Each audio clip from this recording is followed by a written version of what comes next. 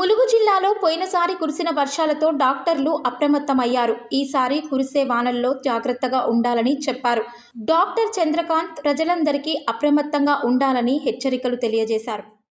వర్షాలు బాగా పడి మనకు సీజనల్ వ్యాధులు బాగా వచ్చినాయి. అంటే malaria, dengue cases, plus typhoid cases, ఇంకా వేరే వాటర్ బార్న్ డిసీజెస్ అంటే నీళ్ళతో వచ్చే వ్యాధులు కూడా చాలా వచ్చినాయి మనకి.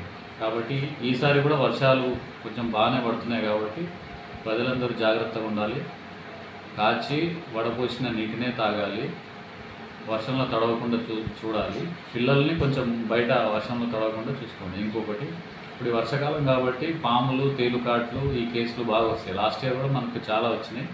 వాటికి సంబంధించిన ఇంజెక్షన్స్ అన్నీ అవైలబుల్ ఉన్నాయి మన దగ్గర.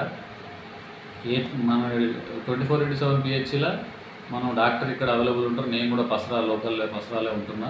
ఏ టైం అయినా కూడా వస్తున్నాం. ప్లస్ మనకు కూడా స్టాఫ్ నర్సులు నైట్ డ్యూటీలో కూడా ఉంటారు కాబట్టి ఏ టైంలో అయినా మీరు రావచ్చు. మేము అవైలబుల్ ఉంటాం. మీకు ట్రీట్మెంట్ ఇవ్వడానికి రెడీగా ఉంటాం. ఇంకా మీరు ఫస్ట్ జాగ్రత్తలు తీసుకోవాలి. మెయిన్ ఏంటంటే దోమలు పెరగకుండా చూసుకోవడానికి మెయిన్ కూలర్లు, అలా వాటర్ ఉండద్దు. ఇంకా బయట టైర్లు, ట్యూబులు, దేంట్లన్నా వాటర్ ఉండద్దు. కొబ్బరి బొండాలు, చిప్పాలు, దేంట్లన్నా వాటర్ స్టోరేజ్ ఎక్కువ రోజులు చేసుకోవద్దు. ఏదన్నా వాటర్ మనకు కావడానికి ఒక 4-5 రోజులు చేస్తే అందులో ఏమవుతుందంటే డెంగ్యూ లార్వా ఫ్రెష్ వాటర్ అంటే మంచి నీటిలోనే పెరుగుతుంది. అది ఎడిస్ ఈజిప్టి అనే దోమ.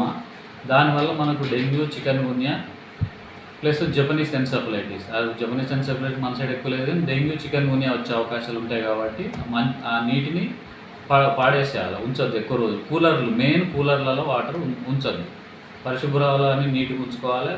ఒకవేళ ఎక్కడైనా వాటరు స్టాగ్నెంట్ అంటే ఒకే దగ్గర నీళ్ళు ఉండకుండా చూసుకోండి. ఎందుకంటే ఆ నీటిలోనే మళ్ళీ దోమలు పెరుగుతాయి. ఒకవేళ బురద అవి అయితే దగ్గరలో గ్రామ పంచాయతీ వాళ్ళకు చెప్పండి. ఒకవేళ మీరు కూడా జస్ట్ మన దగ్గర ఉన్న ఆయిల్ పోసినా కూడా ఆ లార్వాలు పెరగవు. కాబట్టి మెయిన్గా ఈ దోమల్ని ప్లస్ వాటర్ని ఎక్కడ స్టాగ్నెంట్ అంటే ఒక దగ్గర ఉండకుండా చూసుకుంటే ఆటోమేటిక్గా మనకి వ్యాధులు తగ్గిపోతాయి.